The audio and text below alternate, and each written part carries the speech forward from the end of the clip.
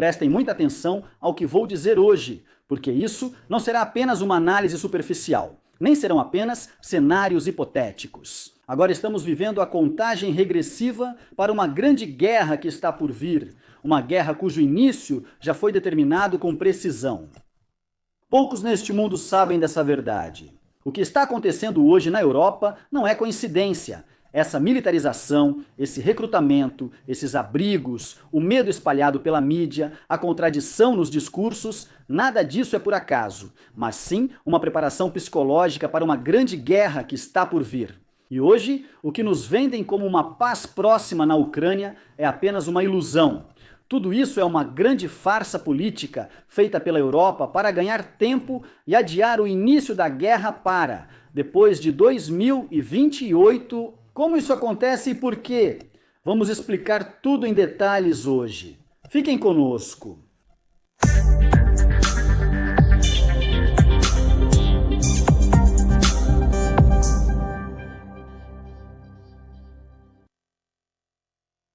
Prezados telespectadores, que a paz e as bênçãos de Deus estejam com vocês.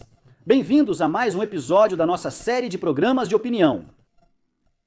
Todos os indicadores, prezados telespectadores, sugerem que a grande guerra entre a Rússia e a Europa começará após o ano de 2028.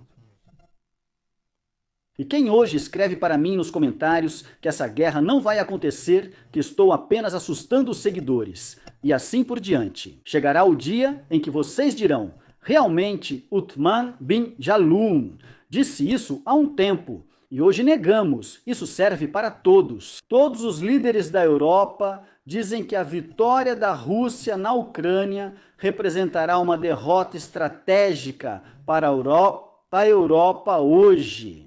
Não importa o quanto se fale sobre o plano de paz de Trump, não importa o quanto se fale sobre a proximidade de um acordo para cessar a guerra na Ucrânia, esse acordo não acontecerá, porque a Europa nunca permitirá esse acordo, que na verdade não será nada além de um acordo de rendição da Ucrânia e da própria Europa. Agora, os países europeus admitem isso publicamente, que não permitirão que a Rússia alcance uma vitória estratégica na Ucrânia. Mas, ao mesmo tempo, às vezes parece que querem parar a guerra, às vezes dizem que não são contra o plano de Trump, às vezes anunciam o início de negociações com os Estados Unidos e saem dizendo que essas negociações ou essas consultas foram produtivas. Então, a Europa agora, na verdade, está apenas manipulando os Estados Unidos e Trump.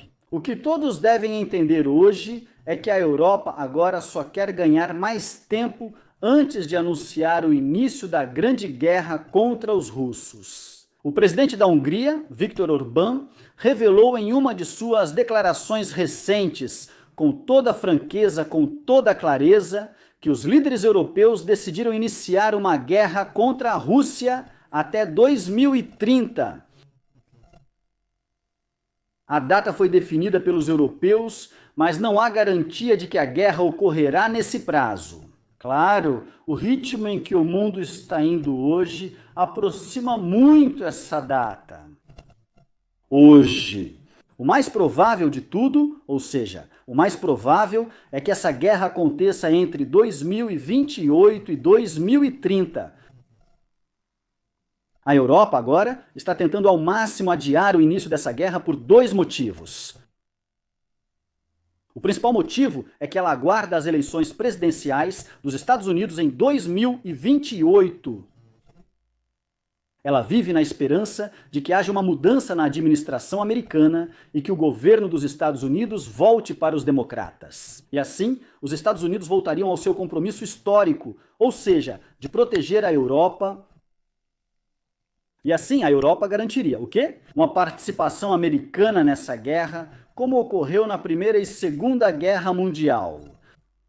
Mas prestem bastante atenção ao chanceler alemão Merz, como expliquei para vocês no episódio de ontem. E ele disse claramente que quem espera uma mudança na política americana após a queda de Trump está enganado. Ele disse que a política dos Estados Unidos não vai mudar mesmo que Trump saia da Casa Branca. Ou seja, ele enviou uma mensagem não só aos alemães, mas também à França, Reino Unido e outros. Ele diz que hoje não se deve esperar por isso, a política americana não vai mudar. A Europa só precisa estar preparada para essa guerra. E é exatamente aqui que vem o segundo motivo. O primeiro motivo pelo qual os europeus tentam ganhar tempo e adiar a data da guerra para depois de 2028 é esperar por uma mudança na administração americana para garantir a participação dos Estados Unidos nessa guerra. Mas o segundo motivo é um motivo militar.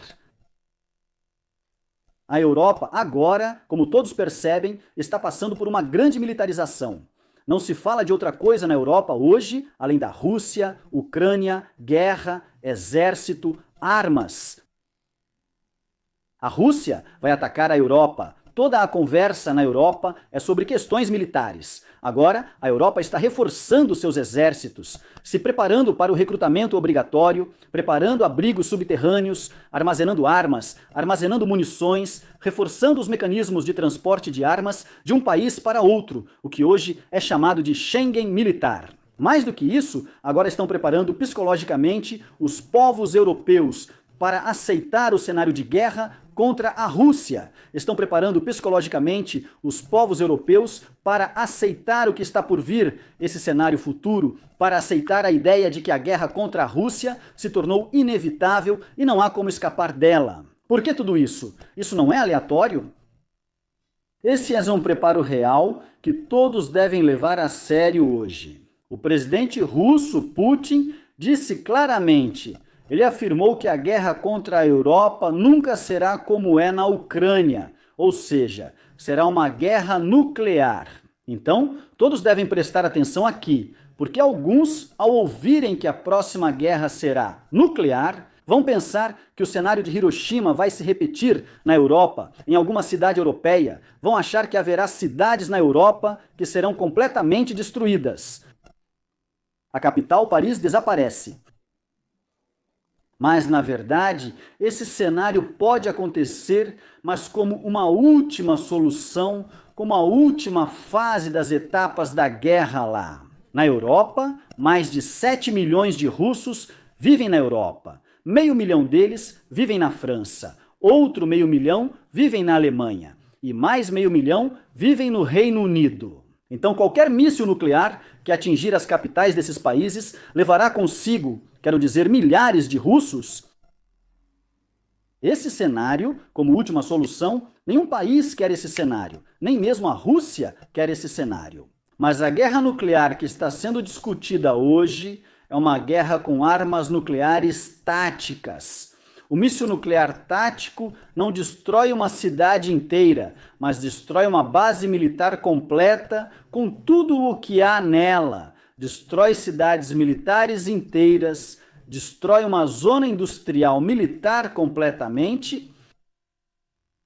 Industrial militar, ou seja, fábricas e usinas militares, destrói completamente as estações de fornecimento de energia. Não se trata apenas de causar danos nessas áreas, como acontece com as armas convencionais. Não é uma destruição total. O jornal britânico Non-Shao Times publicou um artigo há cerca de um ano, dizendo que obteve documentos secretos que mostram que a Rússia tem 32 alvos primários que pretende atacar com armas nucleares táticas. No caso do início dessa grande guerra, disseram que esse ataque seria apenas um aviso, avisaria a Europa e exigiria sua rendição.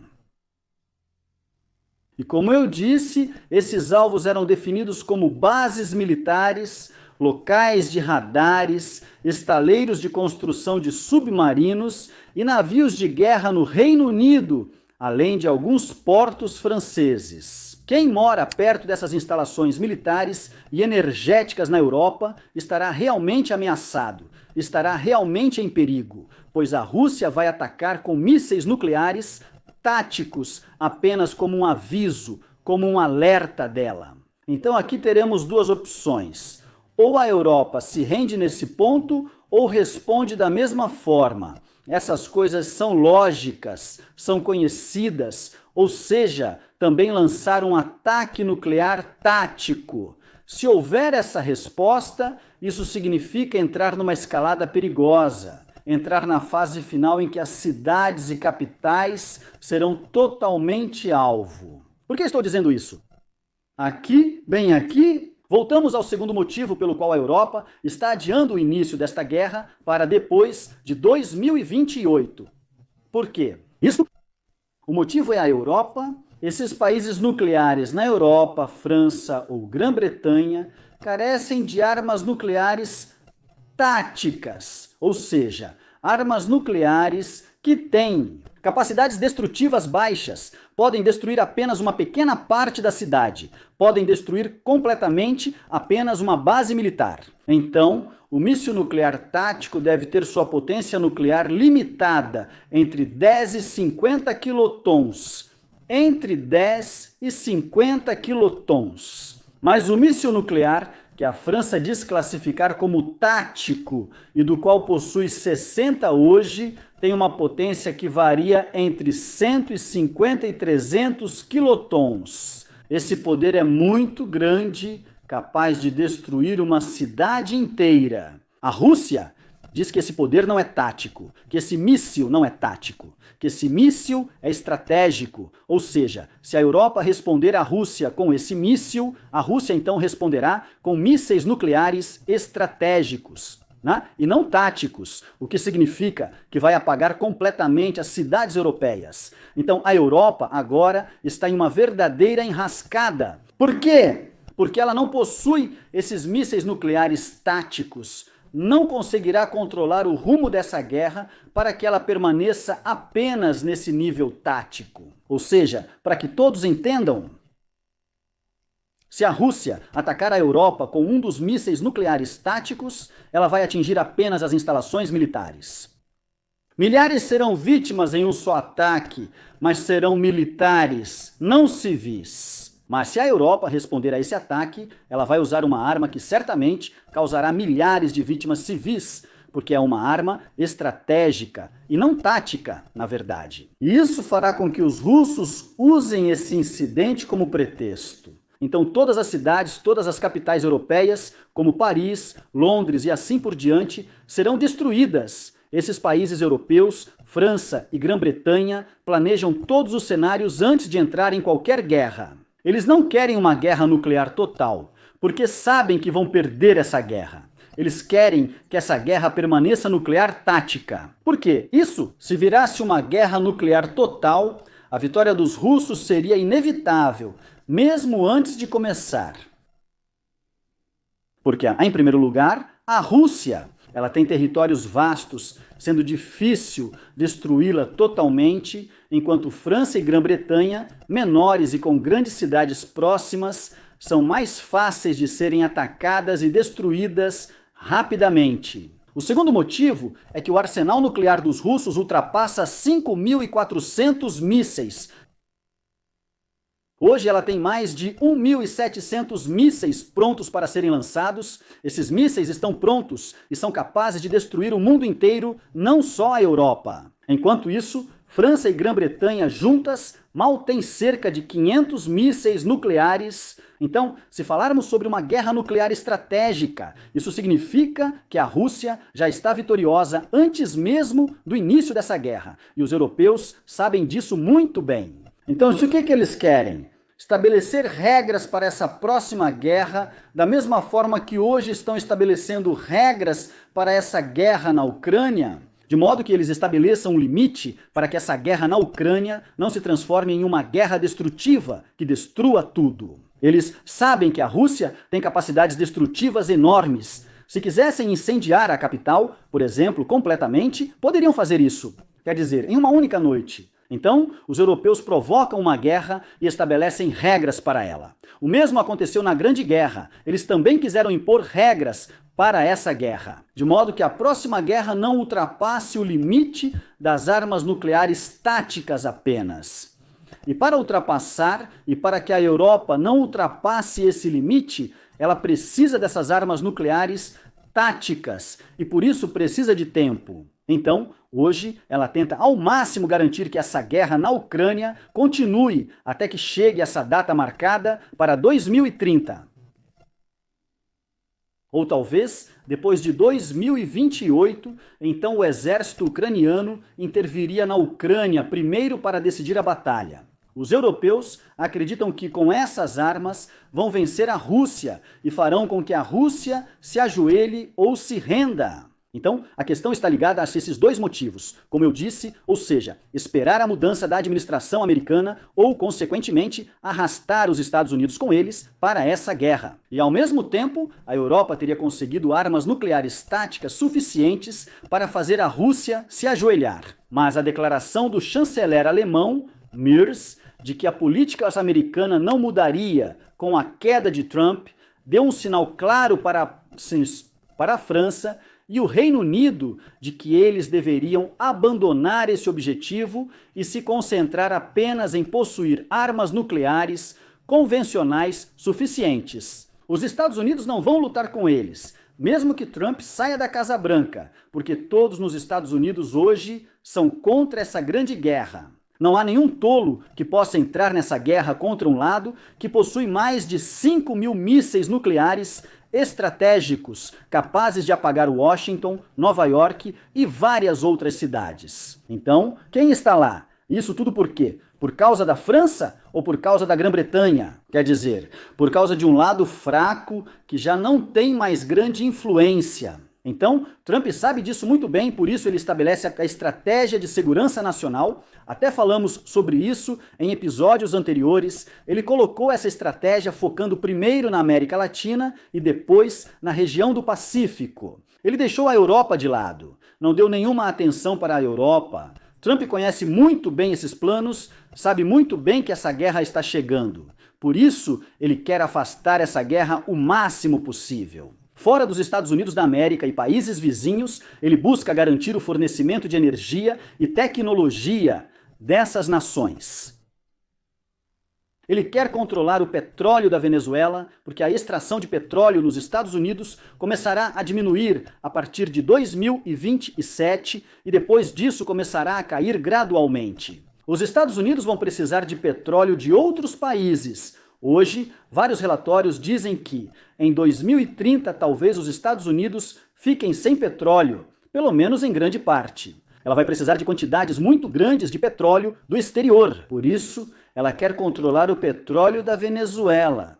E esse petróleo da Venezuela é fácil de transportar para os Estados Unidos. E Trump também quer garantir a continuidade das importações dos Estados Unidos da China, de Taiwan e do Japão. Esta região, ou seja, ele quer afastar essa guerra dessas regiões também e por isso quer chegar a um acordo com a China sobre Taiwan para afastar o impacto dessa grande guerra iminente dessa região. E assim, os Estados Unidos não serão afetados. Caso contrário, a guerra na Europa está chegando e seu impacto alcançará o Oriente Médio. O impacto dessa guerra chegará ao Oriente Médio. Haverá uma guerra total em todas essas regiões: Rússia, Europa e Oriente Médio. Hoje, todos devem se preparar para isso. Todos os países que têm serviços de inteligência fortes, que têm analistas de verdade, sabem disso e estão se preparando para esse dia. A única coisa que pode evitar esse cenário para o mundo é o quê? É a rendição da Rússia? Isso é impossível. Os russos, historicamente, não se rendem, mesmo quando estão fracos. Então, como eles iriam se render? Hoje, eles estão em uma posição de força, por isso a guerra está chegando. E a Europa está apenas adiando esse momento para estar pronta para ela. Agora, ela está apenas brincando com Trump. Não haverá nenhum acordo de paz na Ucrânia. Essa guerra na Ucrânia só pode terminar com uma grande guerra. Por aqui, queridos espectadores, não se esqueçam de se inscrever e clicar no botão de curtir. Que a paz esteja com vocês e até a próxima!